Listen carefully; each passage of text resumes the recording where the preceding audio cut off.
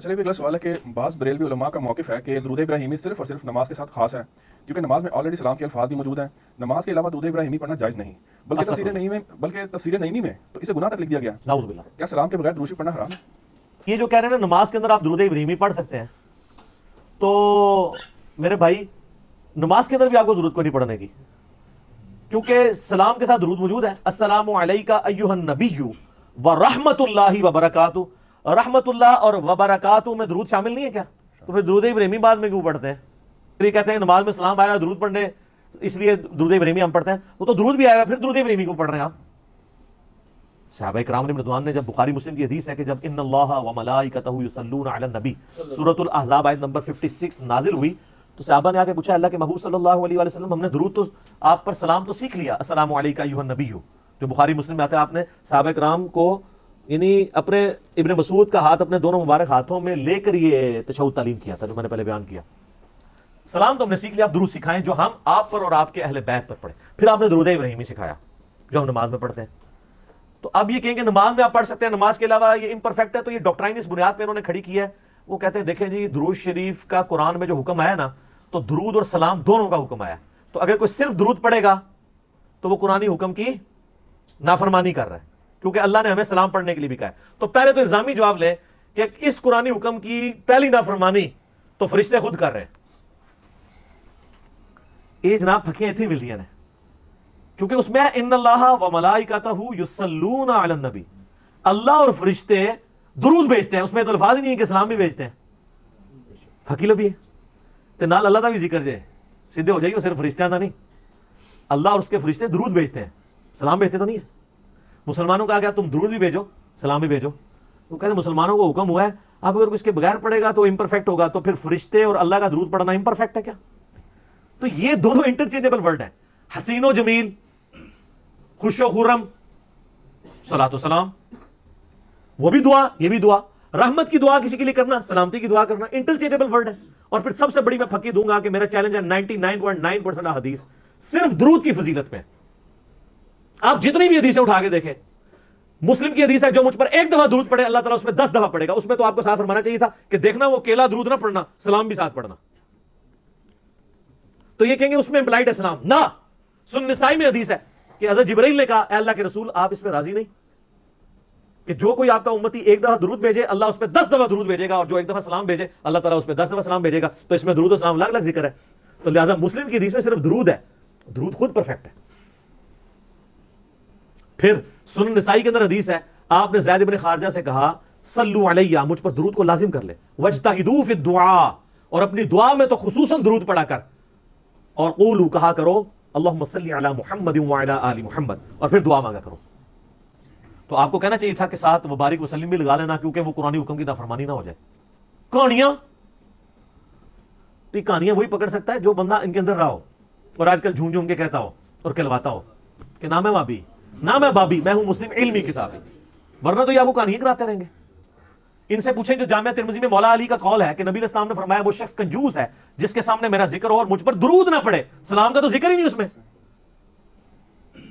تو یہ ہوتے تو سلام بھی ایڈ کروا دیتے بیچ میں۔ یہ اسلام انہوں نے اس چکر میں نہیں بات کر رہے، یہ اسلام کہتے ہیں مصطفیٰ جان رحمت پہ لاکھوں سلام، او سلام نو ثابت کرنے واسطے یہ جو لاندے نے۔ ہم نے تو وہ شعر یہاں شعیب بھائی سے پڑھوائے بھی تھے سوائے چاند اشعار کے، نعتیہ تو ہمیں ضرور پڑھیں، باقی جو صلاۃ والسلام کے جو سیکھے ہیں تو آپ کو دیکھیں ہم قبر رسول پہ کیا پڑھتے ہیں السلام علیکہ یا رسول اللہ، وہاں درود نہیں پڑھتے، چلو جی وہاں انہوں نے درود پڑھا ہوا ہے الصلاۃ والسلام علیکہ یا رسول اللہ، پرفیکٹ کیا اپنی طرف سے، جائز سمجھتے ہیں ہم اس کو بھی۔ لیکن نبی علیہ السلام کہ صحابہ نے جو میں سکھایا ہے قبر رسول پہ، الموطا امام مالک میں، المصنف ابن ابی شیبہ میں، فضل الصلاۃ علی النبی میں، سنن کبری البیہقی میں، وہ ہے کہ قبر رسول پہ جا کے ابن عمر پڑھتے تھے السلام علیکہ یا رسول اللہ، درود کے بغیر۔ اچھا اسے پوچھیں کہ درود کے ساتھ سلام نہ پڑھے تو درود تو ہو گیا امپرفیکٹ، اور اگر سلام کے ساتھ کوئی درود نہ پڑھے جو اصل ہے تو وہ بھی امپرفیکٹ ہوا نا۔ تو قبر رسول پہ پھر آدھا درود و سلام پڑھتے تھے ابن عمر۔ درود تو بنیاد ہے نا، سلام تو دوسرے نمبر پہ آتا ہے، تو درود چھوڑ ہی دیتے تھے، السلام علیکم یا رسول اللہ پڑھتے تھے۔ تو سر بریلویوں کی کتابیں بھی اٹھائیں، اس میں بھی یہی لکھا ملے گا۔ آپ مفتی اعظم سعودیہ کی کتابیں اٹھائیں، اس میں بھی آپ کو ملے گا قبر رسول پہ آپ نے پڑھنا ہے السلام علیکم یا رسول اللہ۔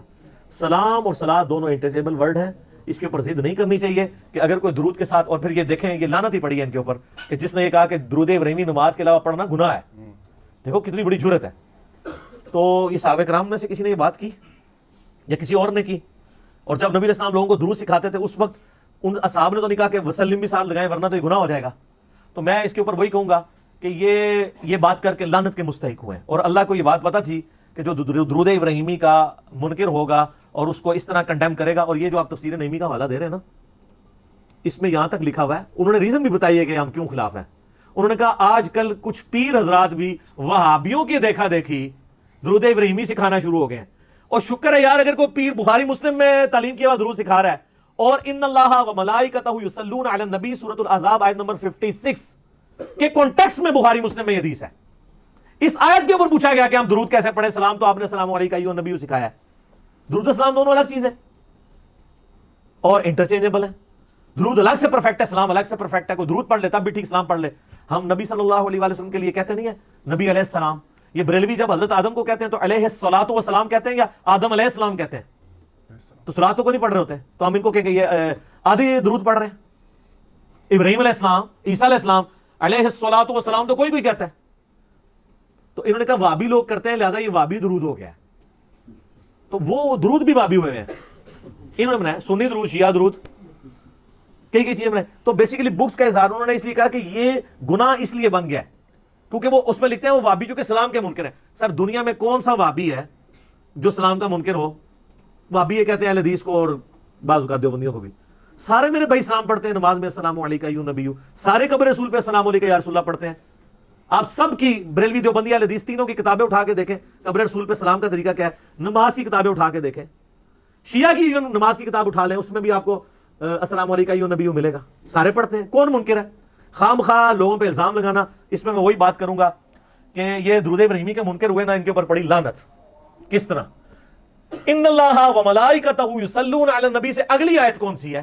یہ تو 56 ہے، 57 نمبر آیت. ان الذین یؤذون اللہ ورسولہ لعنہم اللہ فی الدنیا والآخرہ. بے شک جو لوگ اللہ اور اس کے رسول کو اذیت دیتے ہیں ان پر لعنت ہے دنیا کی زندگی میں اور آخرت کی زندگی میں، اور اللہ تعالیٰ نے ان کے لیے ذلیل و خوار کر دینے والا عذاب تیار کر رکھا ہے. والعیاذ باللہ تعالی، نعوذ باللہ من ذالک. تو جو لوگ درود شریف کے منکر ہیں ان کے لیے عذاب ہے.